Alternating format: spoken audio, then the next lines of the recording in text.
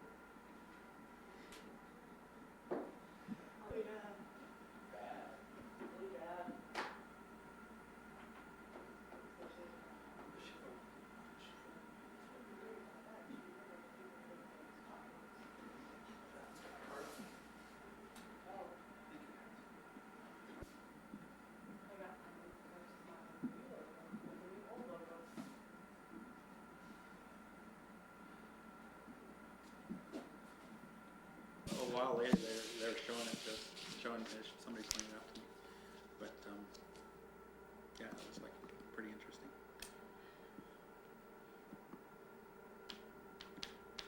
Have you heard anything from them on that? Not at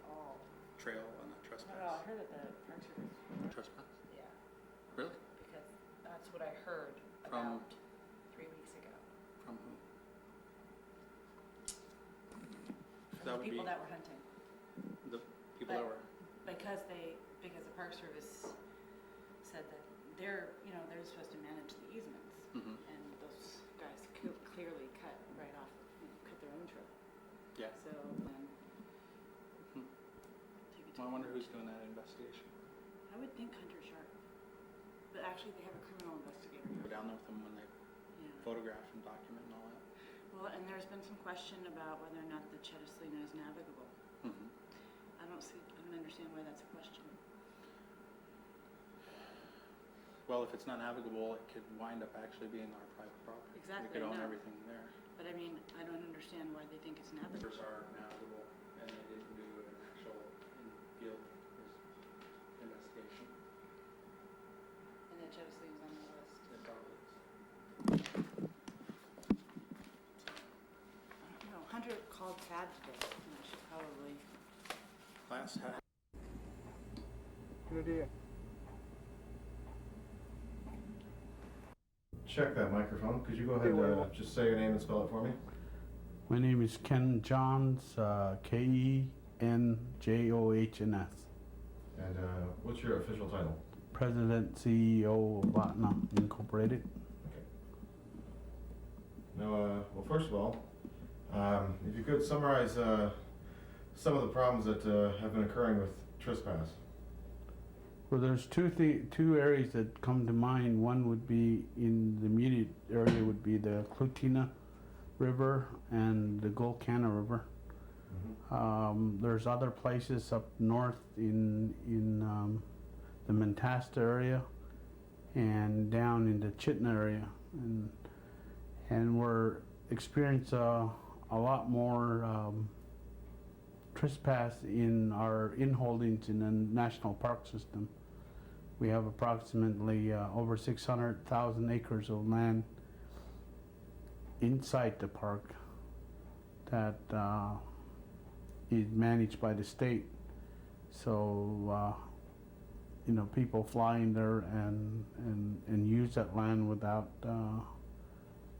notifying us or paying fees, or just they're going into Mentasta right through the village, up a trail. There's a right-of-way, but they're not staying on the right-of-way. The same issue is up there with Clutina River.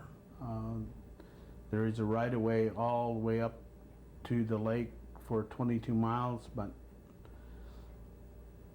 they're in trespass if they leave that right-of-way, and most of them do.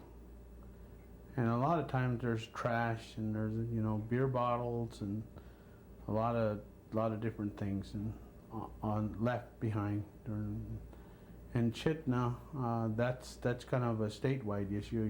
There's 10,000 people each summer go down to Dipnet down there, and they cross Ahtna and Chitna Corporation lands, and most of the time that they would pay fees, but there's still a lot of problems of them getting outside of those boundaries. So we're experiencing a lot of this because we're on the road system. We have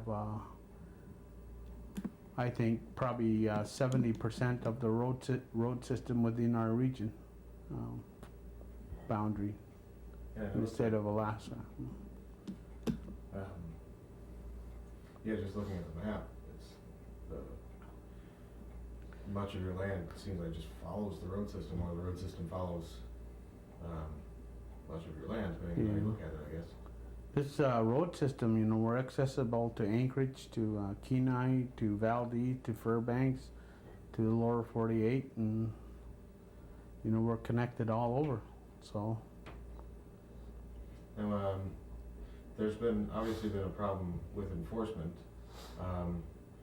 Talk about some of the issues as you see them. well, the problem I think is that the state of Alaska doesn't prosecute or investigate trespassers like they would on like my private home. Most of the time, if an individual would call and say there's people trashing or crossing their land without their permission, they would go down and investigate it and in some instances prosecute them. However, on a native corporation lands, they have they have different rules and guidelines to deal with it. You know, we have to make a case. We have to actually find them there. We have to actually do a lot of things before the state troopers and them actually come down and investigate.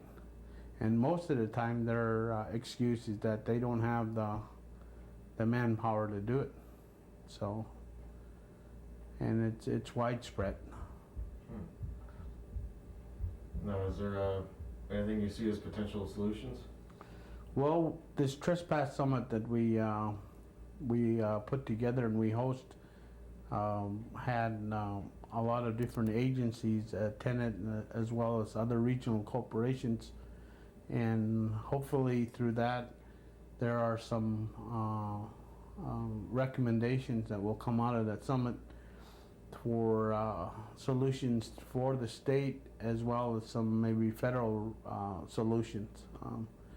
You know, we deal not only with the state but BLM and the National Park Service, since we have joint interested lands, and so all of these agencies will have to cooperate in some fashion. And you know, there should be some possibly legislation changes on how to deal with trespass on native lands. You know, you know, there needs to be some deterrent for a person to just go and use those lands. We had an incident from a person in Valdez that came up and flew into the park and hunted and killed a moose on our land. And he said that, you know, he's been doing it for many years and he's not going to stop just because it's our land. You know, he thinks he has the right to go over there and do it, but in actuality, you know, these are private lands, and most people just don't view it that way. And if someone that you know, is a hunter or a fisherman, or someone that, you know, just likes to, or you know, maybe someone just out for recreation, is watching this TV show, what would you like them to know about your land holdings? Well, for one thing, that, you know, it's all about respect.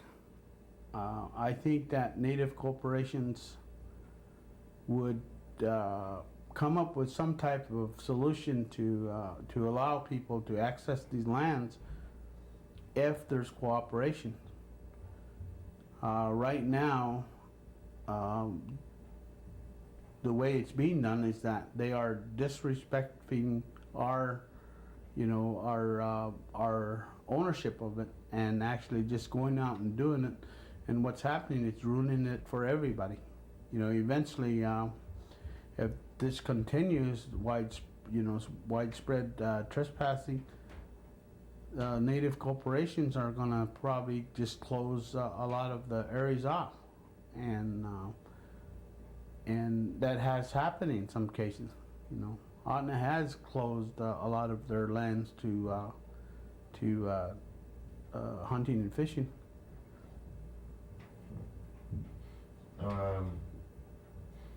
You know, I mentioned some of the problems you have now, but talk in kind of a cultural sense.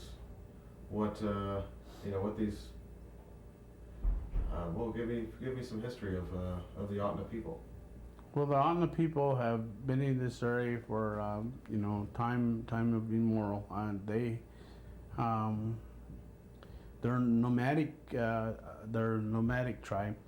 They followed the subsistence way of life. We're clannish. You know, I'm the Caribou clan, and my clan went where the Caribou went. We traveled with the Caribou, and we lived off the Caribou. And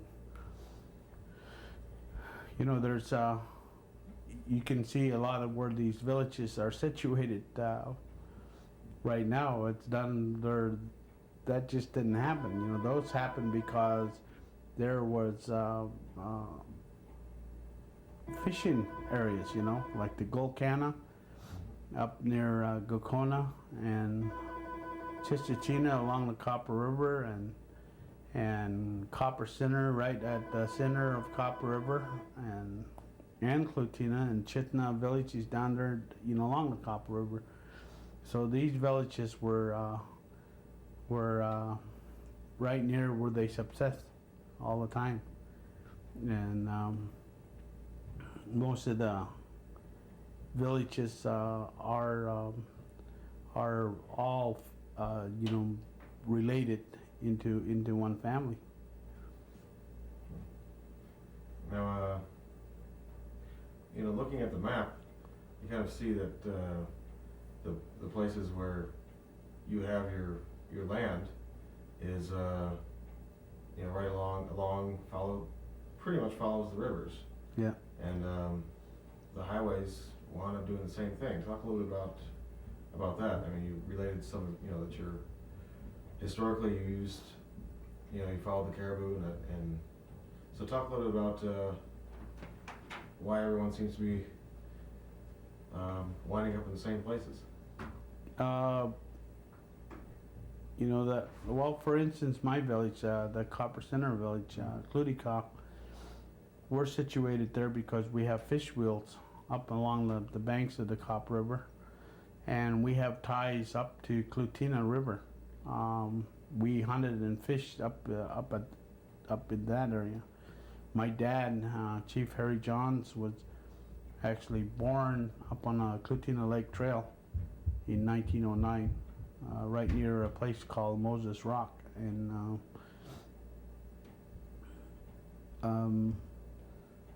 I mentioned, you know, that Chitna, they have a town down there, and they have a lot of fisheries down there with dip netting, and they actually have fish wheels running along the Copper River.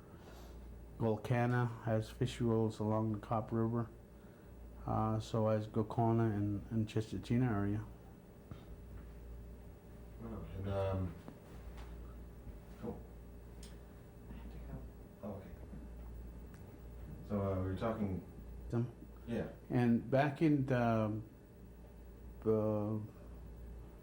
1940s, when World War II broke out, Mm-hmm. and the Canadian road start being built toward Alaska, and the Army Corps of Engineers actually built the road up through Canada and through an area called Northway, and down to Tok and down toward this way. And the road system happened because not of us, but because there was a war going on, and they needed access to Alaska. So the Army actually built the road to Anchorage and Fairbanks. Yeah. Now, the road, I assume, follows where a lot of your lands are, just because that's where it would be easiest to build a road? Well, it's actually, you know, I think what they did was, I'm assuming that they built it because of where the communities were situated, and for point of services along the road, you know. And when you're driving up, it's a long ways, and there's different communities along the ways, and I think they just probably lined it up, you know, like to Northway to Tok to Chistochina to, you know, along the way. Now, what happened with ANCSA? Tell me a little bit about the history of that, and you know, how you came to the boundaries that you have now. Well, we had back in before pre-71, we had a person down Chitna that actually had the matter of record, the boundaries as part of what he considered set aside for the Copper River Indians here, and that boundary extended, down lower part of Chitna toward Chickaloon, toward to the Mentasta area, and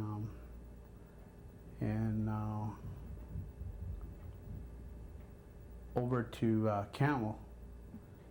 And the way I understood it was that most of those boundaries were drawn up based on not where the situation of the people, but the dialect of the people.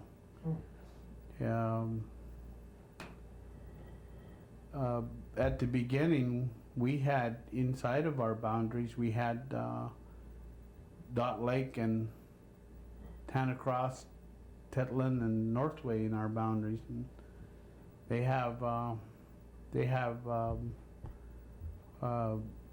a lot of relatives in those areas up there, and their dialect and their culture is closely related to the Ahtna Indians down here. But through some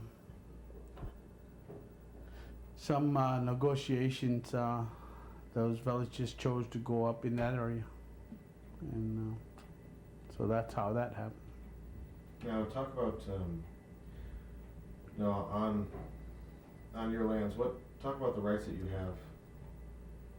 On the lands that were granted each one of your villages. For someone that doesn't, see, if we show the map and say, this is the area that's around, say, Chitna, here's the, you need to get that? No. Okay. Yeah, here's the area on the map that belongs to the village of Chitna or any other ones. What exactly does that mean? That means You mean the Angstrom Corporation lands? Yeah. That was, Congress, passed ANSCA in 1971. Mm-hmm. And with that came 44 million of acres to Alaska Native. And it was, under a formula of how many shareholders, how many villages, and you were awarded land holdings. And in some cases, if there wasn't enough land, money was given in lieu of that. And so we receive, under that formula, 2 million acres of surface and subsurface land. And it's corporation land, it's owned by shareholders now. It's not like owned by tribal members, it's owned by shareholders. Mm-hmm. And shareholders, being the shareholders is dictated by, state corporation laws. That everything is done, through a corporation system, meaning that the land would be governed by Ahtna, the regional corporation, and managed by Ahtna. And so the rights and benefits that shareholders get is not an individual right, or they benefit individually. It's more of a shareholder benefit. So that if we are to, for instance, give out a home site program, then that would be allotted to all the villages and to all the shareholders, and not to tribal members per se. So it's different than lower 48 Indian reservation system. So, where these corporations in some instances are forced to develop their lands, lands that are for mining, mm-hmm. forestry, and in some instances petroleum, aspects. So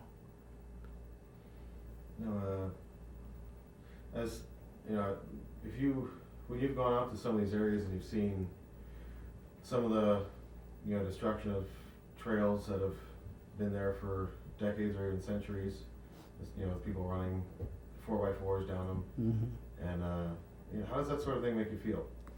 well, way back in the past, most of the time the Indians just road hunted, and in those days back, and I'm talking 50s and 60s, that we were able to gain access to animal resources just by along the road, because there wasn't that many hunting pressure out in this area. But back in the 70s, that all changed. We had to become more competitive because the animals were fewer, and that in some instances the animals were pushed back into remote areas and off the road system. 50s and 60s, those trails were made by swamp buggies and people who hunted back in those days that could afford large vehicles. So, and unbeknownst to most of the Ahtna Indians, because we didn't do that. We were hunted along the road system. We didn't go out in the swamp buggies and remote trails. Unbeknownst to us, these trails actually didn't exist until you got up in the air and actually saw them from the air. And until recently in the late 70s and 80s, four-wheeling became the thing, and so that is running rampant right now. You go out in some of these trails and you get into some what they call bogs, where it's mud and water, and they can't get through it, so they'll go around it. And in fact, they're making it wider and wider and wider. And I don't know. It's hard to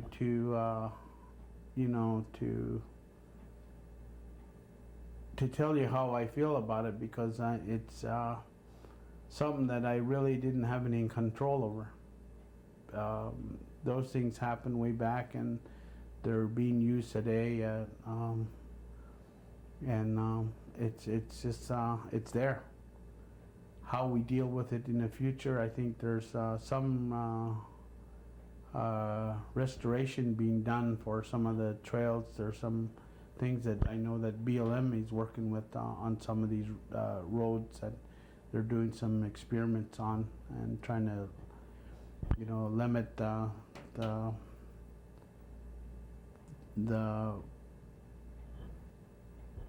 trails just to one path rather than running all over the country. Yeah, actually, we recently did a show about trails and some of those problems. Let's see. One other thing that I noticed was that all of these things have been taken away and they're gone. And so, what do you think could happen? Maybe 5 or 10 years down the road. Could happen in regards to. What would you like to see happen? Well, I would like to see that there are state and federal laws that protect trespassers. The trespassing on native corporation lands. Right now, there's no deterrent for doing it. There's, in some cases they're just out doing it, and there's no investigation. There's no penalty or punishment for them doing it. And unless we get some cooperations, either by legislation, congressional legislation, or Alaska legislature's legislation that mandates public, the state troopers and federal officers to prosecute and go after these guys, it's going to continue to happen. So, I think that there are solutions to this problem. One of the things I did suggest at the summit was that, I mentioned to the state troopers that if I hunted on state lands using a federal permit and shot a caribou in a federal permit caribou on state lands, I would be prosecuted, and I would have no excuse in the courts.